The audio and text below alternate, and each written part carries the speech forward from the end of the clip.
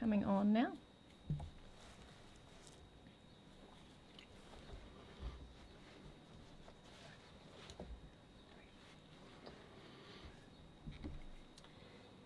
Nā mai haere mai ki tēnei hui. Good evening, my name is Mike Johansson. I'm the Director of Comms and Engagement at Hawke's Bay Regional Council, and I'll be your host for this Facebook Live, where tonight we're talking about maritime safety and generally being safe on the water. We have two great guests tonight, which I'll introduce in a moment, but we have the Harbour Master, Adrian Wright, and Councillor Jock McIntosh with us. But before that, just a few housekeeping notes. We'd welcome questions. If you have questions, please pop them into the chat off to the side of this Facebook Live. We will try and answer as many as we can on air. Those that we don't get to on air, we'd be quite happy to try and get some answers for you, and you'll be able to see them on the recording of this Facebook Live moving forward. For those of you who are watching, if you think this would be of interest to others, please feel free to share the recording with others. The goal here is to get the message to as many people as possible. Now, to get back to our guests, I think we'll start with Councillor Jock McIntosh. You are sort of a well-known water sports character, I suppose, in Hawke's Bay, have a history here. Tell us a little bit about your interest in who you are and your interest in water. Thanks, Mike. Yeah, I'm one of the elected members of the Regional Council and have been engaged in water sports most of my life, really. Could be water skiing as a kid. I've owned a boat. I've owned boats all my life. I coached rowing for 10 years. So, yeah, a lot of involvement. And if you've got that much involvement, then actually you're necessarily involved on the safety side, because if you're not, you've probably got yourself in a bit of trouble between now and then. Yeah, great. And Adrian Wright, our Harbour Master, what is your job as Harbour Master, and what are you sort of in control or in charge of? What do you do? What do I do? So the Harbour Master is responsible for regulating maritime safety in the region. So this includes commercial activities, such as commercial shipping at Napier Port, commercial fishing operations, as well as recreational activities. So recreational fishing, boating, kayaks, jet skis, basically anything that's happening on navigable waterways. The Harbour Master's Office is responsible for the local maritime regulation of that. Mm-hmm. Great. Well, and when you talk about safety, of course, you're talking about people perhaps not being safe. And why is this so important? Perhaps we get right into sort of the meat of this. Why is it important that people are safe on the water? The reality here, Mike, is that unfortunately we have people dying out on the water because of a lack of proper preparation and safety. So the importance of being safe on the water is actually linked to your life, your well-being. All right, it's important for people to understand how quickly things can go bad when you're out on the water and how badly it can get. So safety on the water is absolutely paramount. Okay. And Jock, perhaps you can explain, because people might wonder, why is this regional council's responsibility? It's very simple, Mike. It's by legislation, it's our job. It's just our job to look after maritime safety, and there's good logic behind that, because we know a lot about the local waterways, and people like Adrian have got a real wealth of knowledge. So it's logical that we should do it, as well as it being a legislative requirement that we do it. And it's true of regional councils across New Zealand, right? The Harbour Master is someone who works for the regional council. Yeah, across New Zealand, for the same reasons as us. The local councils know their patch very well, so it's appropriate that they look after it. And when things go bad, I mean, like marine spills and so forth, we're also the people that deal with that as well. So yeah, it all makes sense. That's right. Can you tell us a little bit, Adrian, about what are some of the key challenges you face in your job trying to keep people safe? The key challenges that are being faced, not just in Hawke's Bay, but that extends to all of New Zealand and actually across the world, is the fact that people, unfortunately, are going out on the water, regardless of the type of activity, and they aren't preparing accordingly. All right. So the three key messages that I want to focus on today is: one, prior to going out, check your gear, check your boat, check your jet ski, check your kayak, check your stand-up paddleboard, whatever it is that you're utilizing as a means of transport on the water, check it properly. Check the weather, all right? Have a look at the forecast. And based on your intended activity, and how long you plan to be out on the water, ensure that the conditions will be appropriate to the nature of the activity. So that's one of the messages. Check the gear, check the weather. The second one is wear your life jacket. Right? These things, they save lives. All right? In Hawke's Bay, the requirement is for any vessel under 6 meters or under, rather, you have to have your life jacket on, done properly, when the vessel is underway, which means it's not at anchor and it's not made fast to a jetty. If you're over 6 meters, you still have to have your life jacket on the vessel, but you don't have to be wearing it. So life jacket use is very, very important. All right? And the third thing is always have at least 2 waterproof ways to call for help. So you can have your cell phone in a waterproof bag. It's always best to have it on your person. Don't have it anywhere else, because if the vessel you're on flips and the phone ends up in the water, then it's of no use. Another thing you can have is a personal locator beacon that can be attached to your life jacket. This helps in case you end up in a precarious position and need to get help, rescued. Other ways to call for help, VHF, right? So you can have at least 2 waterproof ways to call for help. These 3 things are essential and can lead and will lead to you being safe on the water. And what about the VHF? Is this you to a little handheld floating kind of VHF? Handheld floating waterproof VHF, you can get them from various marine shops across the country. And I understand, Jock, you have a personal sort of experience with how things can go bad quite quickly when you're on the water. Yeah, and when they go bad quickly, it's much more distressing than if you jump in the water from a boat. That's quite a different thing to being knocked out of a boat. And the experience you're talking about is when I was learning to whitewater kayak, and the kayak, well, I turned turtle in the kayak, head was tapping the bottom of the river. It's a very unpleasant feeling, and you can get very flustered / panicky in that situation, and I did for about 20 seconds, and then remembered actually I'd been told how to get out of it. So it ended well, but it was a very good example of how a reasonably benign situation could turn bad quite quickly.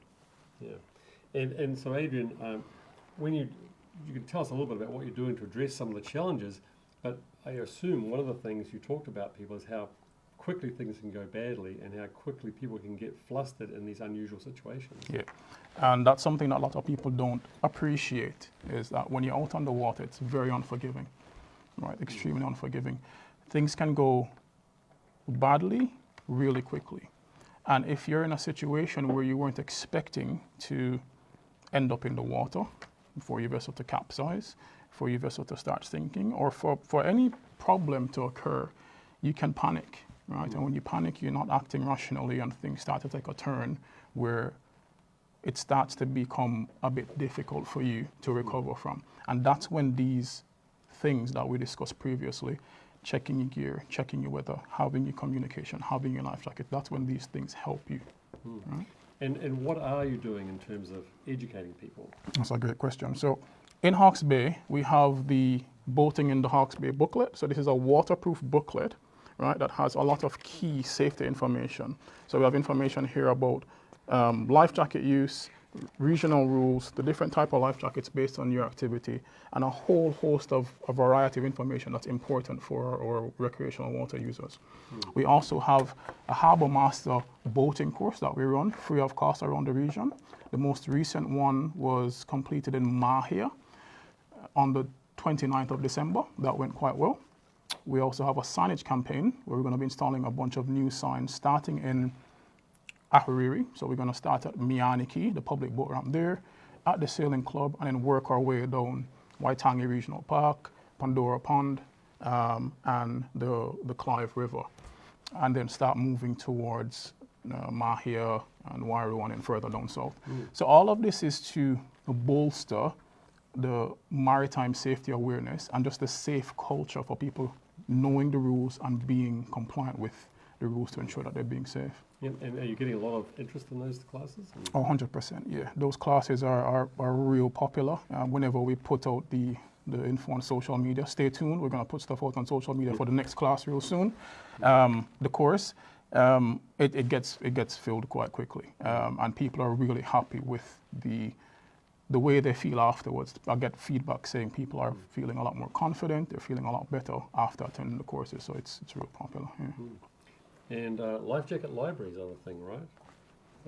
I think you were interested in talking about those earlier. Yeah, look, they're a great thing, and it's not just a sort of complying with the rules thing, it's a keeping yourself alive in a bad situation thing. So if you've got an really old one or something like that, you might think you're being legal by wearing it, but actually you're not doing anyone any favours. As far as the library is concerned, it's a really good thing. So Adrian can speak a bit more about this, but they're available if you have more boaties than normal one day and don't have enough life jackets. It's an option for you to use. And so perhaps explain how the life jacket library works. Yeah, no, 100%. So it's a collaborative effort with ACC. Shout out to ACC. Here's an example of one of the kids' life jackets that we have. So basically, we have life jacket library set up in Mahia, Wairoa, and in the Napier Hastings area. Essentially, you can come to us when you see the Life Jacket Library teardrop flag or the Harbour Master's Office teardrop flag, or to any of those locations and sign a life jacket out and return it when you are completed with the activity. Yeah? So borrow it, have your fun, bring it back, and it will be available for someone else to use. Yeah. Okay, sorry, just checking my phone. We're having a little technical difficulties here and been getting questions through, so I'll be using my phone, so I apologise for that. Why is it important for people to follow the rules? I mean, Jock, you've, I don't know if you've ever seen poor behaviour around the water. I know, I think it was perhaps this time last year, I saw a boat operating off Hariri swimming area, a powerboat towing a donut and going in and out of the swimming area, the very outside edge of it. They probably thought they were okay doing that, but, you know, not safe. Yeah, unfortunately, when you mention the word rules, people's hackles get up a bit and they kind of react negatively to it. It's just the most fundamental ones, they are just common sense, you know, the point about taking a telephone out, wearing a life jacket and so on. And the other component to what you're describing is often people who aren't obeying the rules are in a fun situation, you know, maybe they are towing a biscuit or something like that, and they kind of forget stuff. Well, you just can't, because, you know, you're often going along at 30 or 40 kilometres an hour, and it's another example of things going very badly very quickly if you don't get it right. Yeah. And so, Adrian, what are you doing? You know, why is it important to follow the local rules? It's one of the great things of this region is that we have a vast amount of waterways and a lot of shared activities. Right? We have rowers, kayakers, swimmers, paddleboarders, jet skiers, and the list goes on and on and on. So it's important for us to not only understand the rules, but abide by the rules to ensure that everybody can enjoy what the region has to offer in a safe way. Right? The rules aren't there to stipulate what you can and can't do for the purposes of negating your fun. It's there to ensure that everybody can enjoy things in a safe way. Yeah? And we have a bylaw, right? Yeah, this is all based on the Hawke's Bay Navigation Safety Bylaw. You can find it on our website, and it references a lot of the clauses of the bylaw in the boating booklet as well. Right? So the rules are there to keep everybody safe. And how are the bylaws enforced? I mean, you were joking earlier that you might throw someone in jail, but I don't think it escalates that quickly. No. So the bylaws are there to ensure that people follow the rules, as mentioned before. And we engage with our water users at boat ramps and on the water. We educate people through these courses, as well as the various information pamphlets that we hand out, booklets, etc. And then, worst case scenario, we may take enforcement action to correct some actions from people who are not acting in accordance with the rules. But that is, again, a last case. Only for the recidivists, or the people who keep doing it over Yeah, and over. repeat offenders and people just, you know. Yeah. So summer's in full swing. I don't know what it means for you, Jock. Are you out in the water at this time of year at all? Yeah, will be. I have been, and I will be again. Yeah, very much so. Mainly pleasure boating, but it doesn't. Well, for the reasons I was mentioning before, a lot of that's just fun stuff, and that's the sort of time when you might not be as vigilant as you should be, but you need to be. Yeah, because we want everyone to come home again, right? That's Exactly. That's the goal.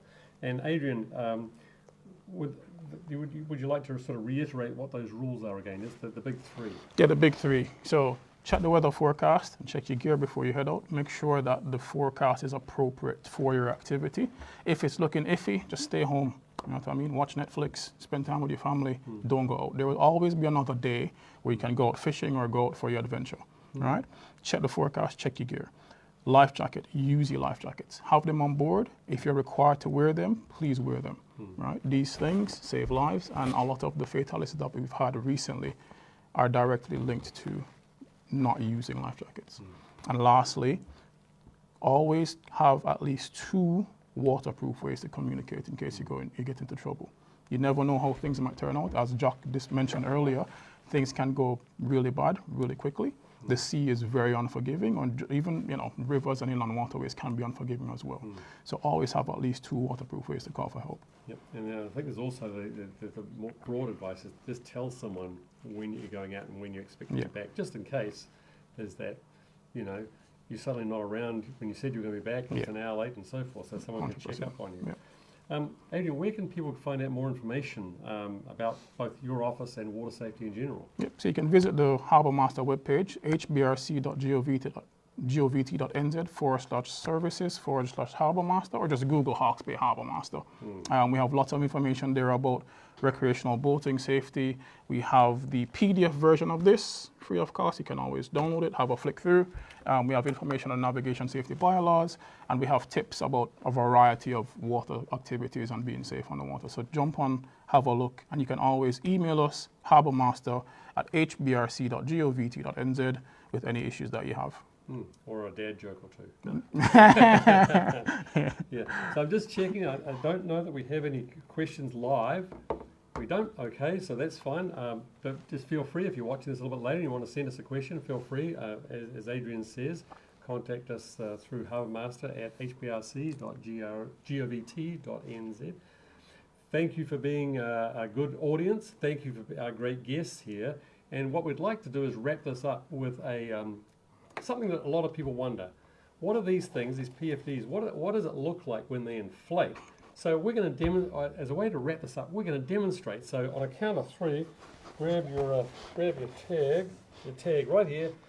On a count of 3, 1, 2, 3.